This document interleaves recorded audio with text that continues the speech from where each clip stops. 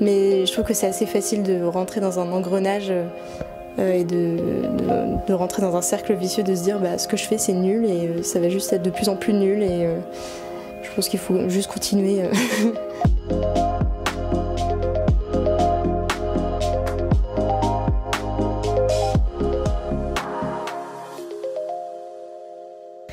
Bonjour Kitri Goda. Bonjour. Du coup, est-ce que tu pourrais te présenter un petit peu ta musique et ton univers ? Je m'appelle Kitri, j'ai 22 ans et je fais de la musique depuis que je suis petite. Et récemment, donc depuis à peu près 2-3 ans, j'ai un projet toute seule. Donc j'ai sorti déjà un premier projet il y a 2 ans. Et là maintenant je travaille sur d'autres choses à venir en français et en anglais.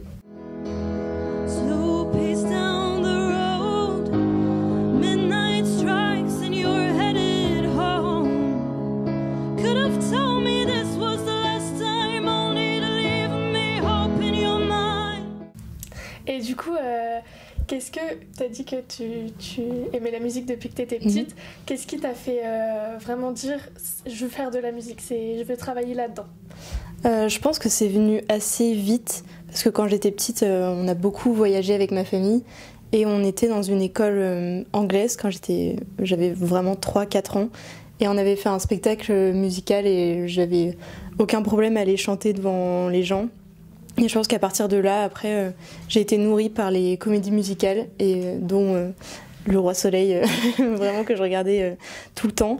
Et je sais pas, en fait, c'est venu comme ça. Et puis, mon père est un grand fan de musique, donc ça nous a vachement nourris, surtout ma sœur et moi. Donc, c'est venu de là, quoi.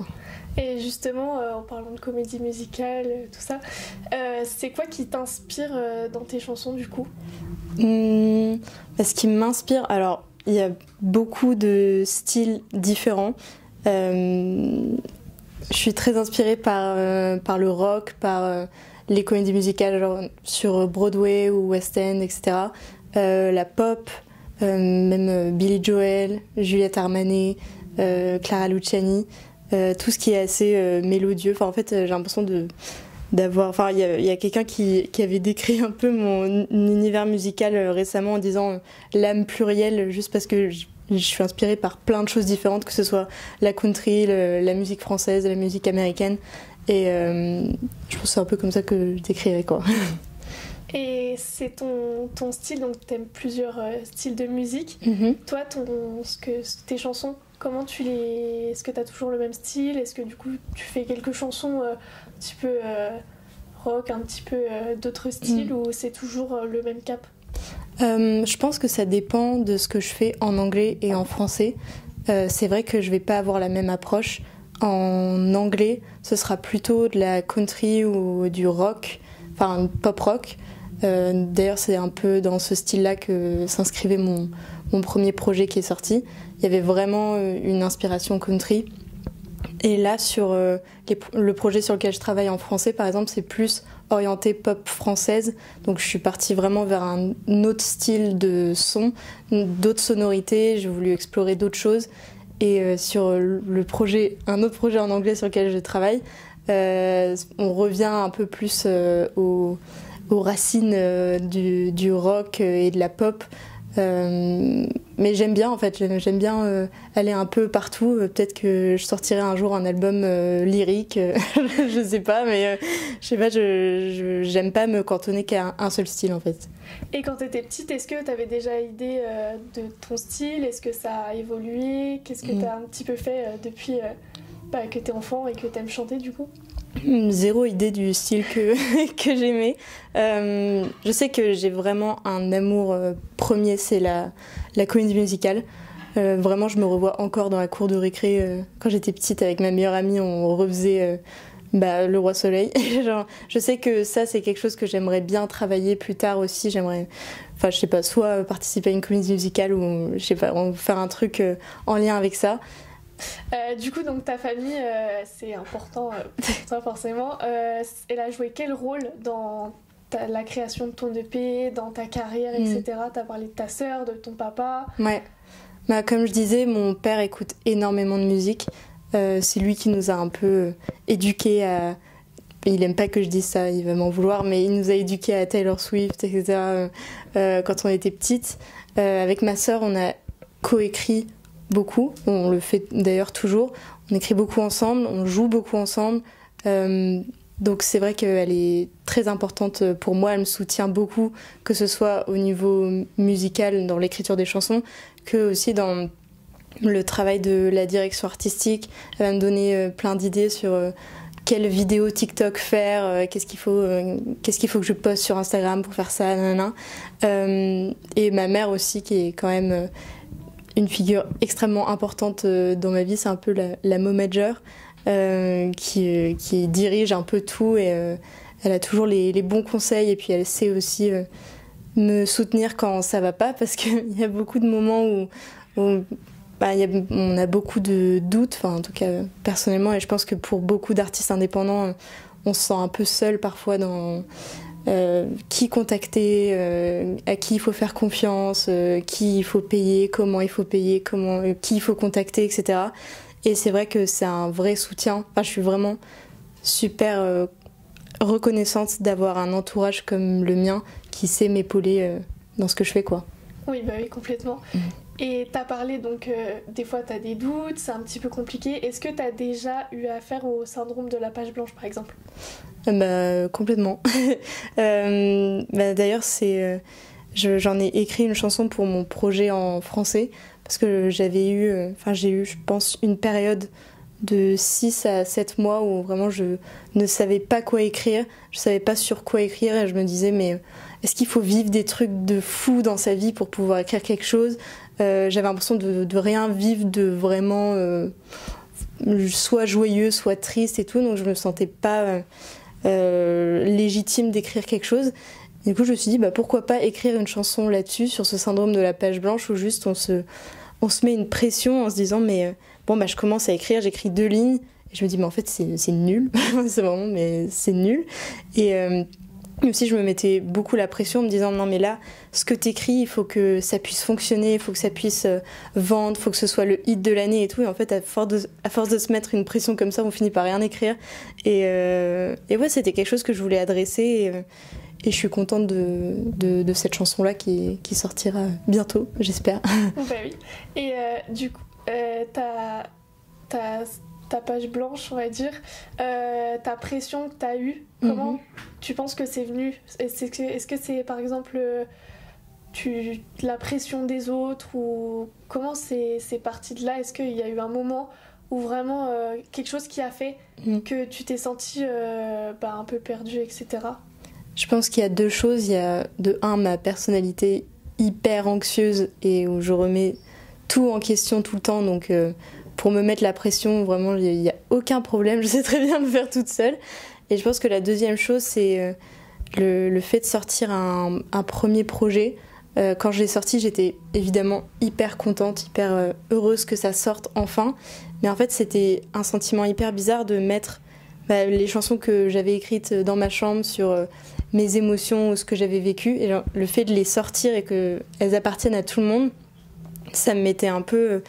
je me sentais trop bizarre vis-à-vis de ça, quoi. Et je sais pas, je trouve que j'ai commencé à me mettre une pression vis-à-vis de ça en me disant, en fait, les prochaines chansons que je sors, il faut que les gens puissent se voir dans ces chansons-là. Il faut qu'elles soient vraiment bien, qu'elles soient encore mieux, et je sais pas, je pense c'est un milieu où il y a beaucoup d'images, et on a tendance à se comparer entre chanteuses, entre chanteurs, en se disant, celle-ci, elle fait plus de streams, elle fait plus de chiffres, elle y arrive plus rapidement que moi et tout, qu'est-ce qui va pas chez moi et tout. Donc je pense que maintenant, je trouve que je me mets moins la pression, parce que je choisis aussi de me mettre moins la pression, mais je trouve que c'est assez facile de rentrer dans un engrenage et de rentrer dans un cercle vicieux, de se dire ce que je fais c'est nul, et ça va juste être de plus en plus nul, et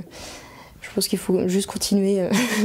Du coup, il y a eu une sorte de décalage entre ce que tu pensais que les gens attendaient de toi, ce que toi t'avais envie de faire. Comment t'as géré ça ? Comment tu t'en es sortie ? Je pense que, en fait, assez naïvement, quand on sort un premier pour ma part c'était un premier EP, on rentre dans le processus, on se dit ok c'est bon je vais enregistrer etc.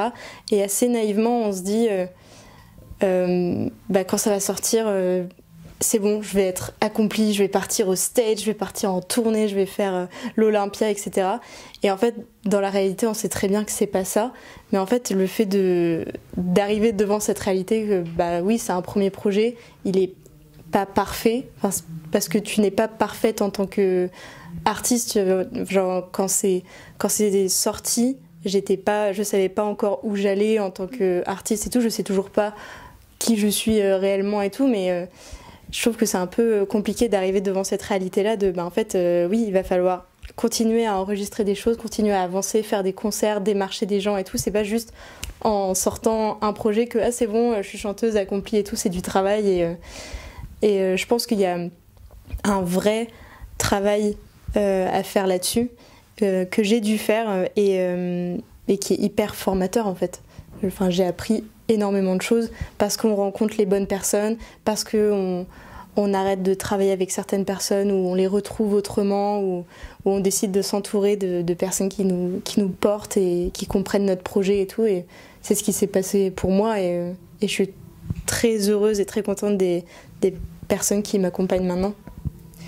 Et quand tu as eu ce syndrome-là de la page blanche, tu as été accompagnée par ta famille peut-être, peut-être aussi des amis. Est-ce qu'ils t'ont aussi aidé à écrire certaines chansons quand tu bloquais? Comment ça s'est passé? Pour ma part, en fait, le syndrome de la page blanche, c'était quelque chose d'assez tabou. C'est encore quelque chose d'assez tabou. C'est pas quelque chose dont je vais parler en mode j'arrive pas à écrire, je suis pas du tout inspirée. Je sais pas si c'est par timidité ou parce que j'assume pas, ou sûrement, mais c'est pas quelque chose dont je parle. Et je pense que c'est juste quelque chose qui vient à un moment donné, on sait pas pourquoi. Parfois, on n'est juste pas inspiré.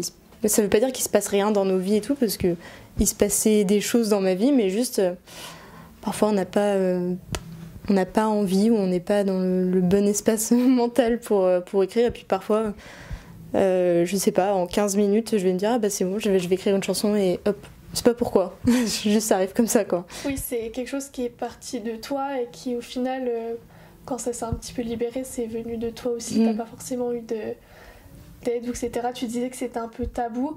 Est-ce que aujourd'hui, en justement écrivant une chanson là-dessus, tu penses que ça va libérer un petit peu ce tabou-là?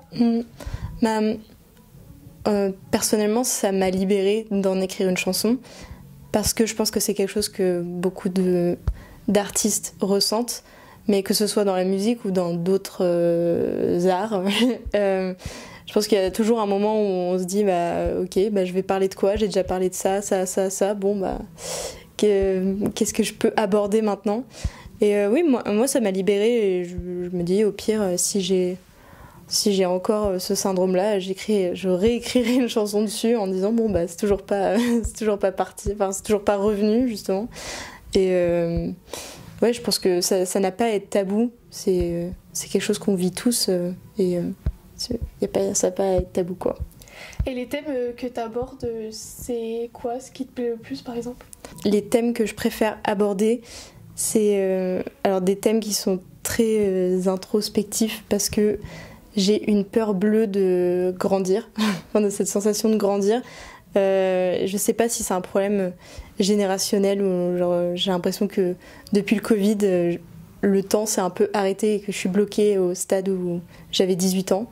Et du coup, j'arrête pas de me dire en fait non, là je vais avoir 23 ans et je me dis non, dans ma tête j'ai toujours 18 ans et c'est un thème que j'aime beaucoup aborder parce que ça me libère vachement, parce que j'y pense beaucoup tout le temps au fait de grandir et je pense qu'aussi dans ce milieu-là, dans le milieu de l'art, de la musique, même aussi dans le travail, etc., on a un peu cette pression de réussir quand on est jeune. On a beaucoup cette image machin a réussi avant ses 25 ans, machin a réussi avant ses 30 ans, etc. Donc moi c'est une pression que je me mets toute seule, vraiment je me la mets toute seule et c'est un thème qui me tient vraiment à cœur. Donc ça, et puis l'amour aussi, parce que c'est ce qui inspire le plus. Donc, Et du coup, ton EP, il sera sur quel thème? Est-ce que tu as choisi un thème? Est-ce que tu as aussi plusieurs choses? Non, j'ai décidé de parler de plusieurs choses, du coup, de l'inspiration, du syndrome de la page blanche. J'ai décidé de parler aussi du fait de grandir. J'ai décidé de parler de l'industrie musicale et du fait d'être artiste indépendante et d'être un peu toute seule face à soi-même, et puis aussi d'amour, parce qu'il faut bien en caser un peu, quoi. Est-ce que tu as du coup une chanson préférée dans l'EP que tu préfères, qui t'a marqué J'aime beaucoup. Il y a une chanson du coup qui s'appelle 23 et qui moi me tient vraiment vraiment à cœur, parce que je l'ai juste écrite dans ma chambre. Il était 2h du matin et j'étais en train d'angoisser sur le fait que j'allais avoir 23 ans, alors que c'était il y a 8 mois. J'ai toujours pas 23 ans. Et en fait, j'avais remarqué que j'arrêtais pas de dire aux gens, quand les gens me demandaient mon âge, je disais j'ai 23 ans alors que j'ai toujours 22 ans, et je me projetais comme un an en avance, quoi, en me disant non mais je suis déjà en train de vieillir, etc. Et pour moi c'est vraiment une chanson qui me tient à cœur et que j'aime beaucoup. Et tes chansons, tu les écris toute seule, ou t'as parlé que t'avais un petit peu d'aide de ta sœur?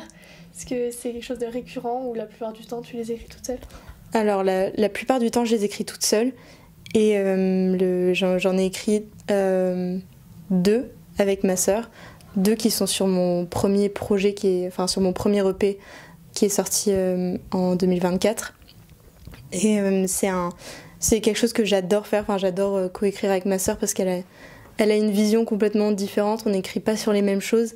Et du coup, c'est assez libérateur aussi pour moi de pouvoir me projeter autrement, enfin sur un autre sujet. Et je trouve que c'est très intéressant. Et puis même, c'est une expérience que j'ai faite avec d'autres artistes cette année, où j'ai pu écrire par exemple pour une DJ, ou alors j'ai collaboré avec un artiste qui est très country. Et c'est assez marrant de se mêler à un autre univers et de devoir écrire sur d'autres choses, et arrêter d'écrire sur... Enfin, pas arrêter d'écrire sur ce que moi je ressens et tout, mais juste de se projeter autrement. Je trouve que c'est intéressant. Et du coup, ce serait quoi pour toi, par exemple, la nuit d'été parfaite? Pour moi, c'est à la campagne, autour d'un feu, avec des chamallows grillés et une petite guitare et des gens qui chantent. Ça, pour moi, c'est parfait. Ok, trop bien. Et bah, du coup, merci d'être venu nous présenter ton travail, ton EP. Et puis, merci beaucoup d'avoir écouté le podcast Une nuit d'été. Merci de m'avoir reçue.